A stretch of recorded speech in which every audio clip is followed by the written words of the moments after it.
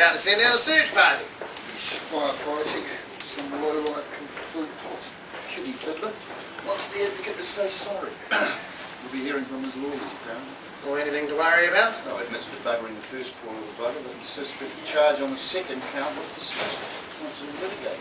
Would you believe it? With an apology on the front page. Oh, so you just sodomised the first one, did you, Mr. Philip? Oh, that's all right then. Pedophiles, eh? There was anal as bloody train spots. That's not funny. Well, we ditched the defamation insurance, remember? Defamation? Well, technically speaking... Technically, does a man convicted of buggering a 10-year-old boy have a reputation to defend? I think not. And any half-normal jury would agree. But all the same, I think we should talk For to the God's lawyers. sake. Well, making these things go away can be a very expensive business. Is there anything else? Oh, yes, the Deputy PM sends his regard. We were discussing the finer points of picture evidence. Well, this morning's page 3. The ritual disembowelment would be too good for us. Yeah, well, we'll discuss it later. I've got a few slots left on the Grim Reaper sweepstake. Ah. Frank? Make it snappy. The Grim Reaper sweepstakes. Yes, which world leader is going to pop his or her clogs first? $5 a pop, everybody in? Yeah, what, the Queen? Oh, not a chance. Her'll outlive forever.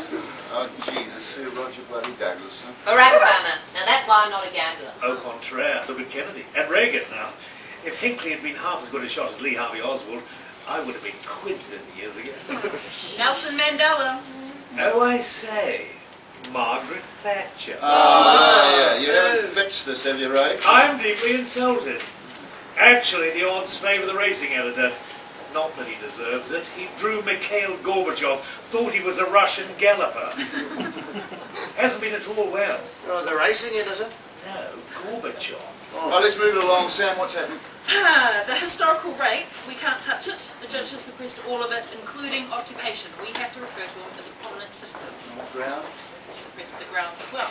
Can't do that. The rape, get on to the lawyers. We should fight this one, though. Right. Yeah, well, let's hear what they have to say. Okay, and the Tammany report in Leeds? Not so far, but we're all over it. Rafe, how's Chad? Chad who? Chad the country, Central Africa, my editorial. What on earth for? Some rather significant events are unfolding in Central Africa. Here's a draft of my intro. Yes, but what's it got to do with our readers? I mean, couldn't we have something a little sexier? Well, I thought I could work in the AIDS figure. AIDS is the second biggest turn-off in modern publishing, unless of course some celebrity has it. Yeah, still a new case of AIDS diagnosed every 30 seconds. That's one hell of a lot of unprotected sex, but wouldn't hurt to have a spare in the cupboard. Well, if we must. Right, the teasers, what are we looking for? Features have a couple of possibilities. There's do-it-yourself funerals on the living page.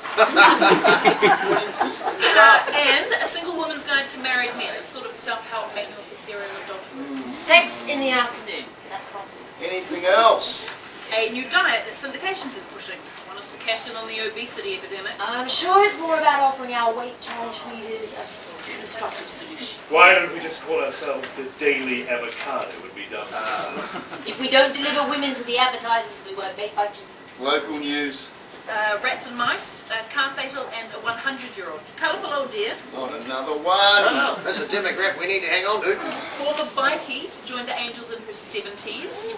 Swears like a trooper, smokes like a I train. don't care if she's been abducted by aliens. 30 years ago, reaching 100 was a novelty. Now it's like herpes. Drinks like a fish. And she's dressed up in leathers for us. Oh. Is she a loyal reader? Where the hell is the picture desk anyway? One some flew, a couple staking out the court, and duty pick editor is covering the fatal. There's nothing much on the list. Great promotional opportunity. Yeah. What? Well, really, something like staying alive with the advocate. Yes. I thought it was a youth market you were after. Christ, Sam, what have your reporters been doing? It's 5:30, we still don't have a lead story or a pick.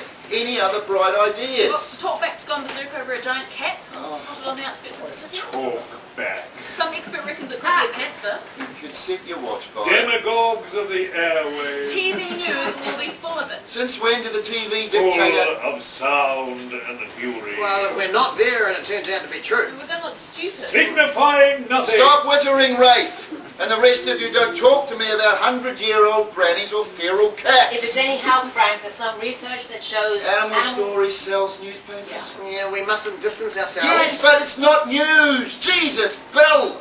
Next you'll be telling me it's all about bloody synergies. You know, that is truly decides what news is? What if the news is actually what our customers want to read? What if they really do want to hear about wildcats, hard-taste grannies, and miracle menus? Shouldn't we give it to them? And ignore the fact that social services in crisis, that there's a serial sex offender hiding under Parliament skirts, and the US appears to be sending troops to the dock. All the evidence from our focus groups. God, this is a daily newspaper, not a bloody face cream promotion leaflet. Well, I think what Frank means I know is- precisely what that means. And yes, maybe I haven't spent years inside a media bunker, but perhaps, just perhaps, that's the point. News? You think you own it? Readers are deserting newspapers. Take a look at the circulation figures. You won't get the people to buy what they don't want or what they can get somewhere else for free. Why would they? What you're really upset about is that you and your mates are fast going the way of the dinosaur. You're wrong. What I'm really upset about is people like you. People who don't know this industry. Who sit in their fancy offices and dream up promotions and schemes, celebrity endorsements, while their management powers are stretching, stripping out the experienced journos who provide the graft, the courts, the councils, the politicians. That stuff's our lifeblood. It's the ads that pay the bills and your wages. And if we don't package it well enough, the smart money will go online. A lot of it already has. And when the whole world's online, if we're not there to report it, who will be? The way you lot are going, there won't be anyone left to deliver it. What is that saying, Bill? Remind me. Something about the lunatics taking over the So asylum. don't come here and lecture me about the news. I was creating lead stories for the Advocate while you were still sucking your thumb. And as for the people, you want to talk to me about the people? I spent 35 years eating, drinking, breathing the people. I go home at 2 a.m. every morning and dream the people. Lady, I am the friggin' people. I don't believe this. Reality 101. News, information, they're commodities. And you and your pals are just the delivery boys. Now, if you'll excuse me, I have a report to write. Belinda, That went well then? Don't we have a paper to put out? Yeah, let's get on with it. for God's sake, Frank. What was all that about? You tell me. Who does she think she is? She's been here all of 5 minutes. She acts like she's running the show. Well, she's connected. Connected. Connected. Connected! She's freaking connected. Well, I hope the hell you know what you're doing. Look, this deputy PM thing. I know he can be a bit of a smart ass, but we've ruffled a few feathers this time, and not just his. Head office. They prefer the softly approach.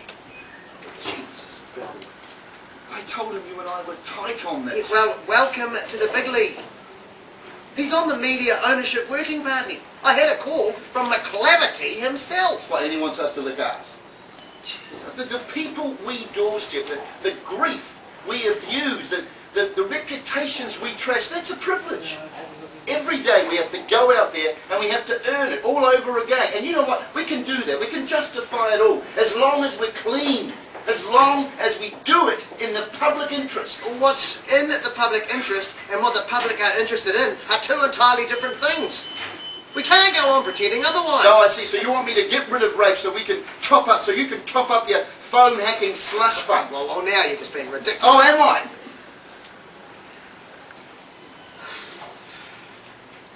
Look, Frank.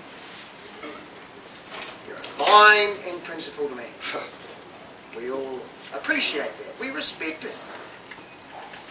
But a nudge from an old mate. Sometimes you have to pull your head in. Get with the program, especially where Belinda's concerned. She's a bloody nightmare. I tell you, I had her meet her in Sydney. What did you do? Frank?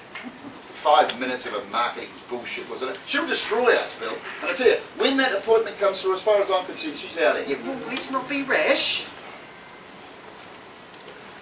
Look, we're all meeting with McClavity tomorrow.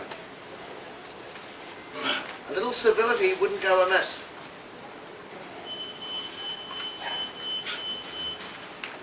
That's it for today, folks. That's your snippet.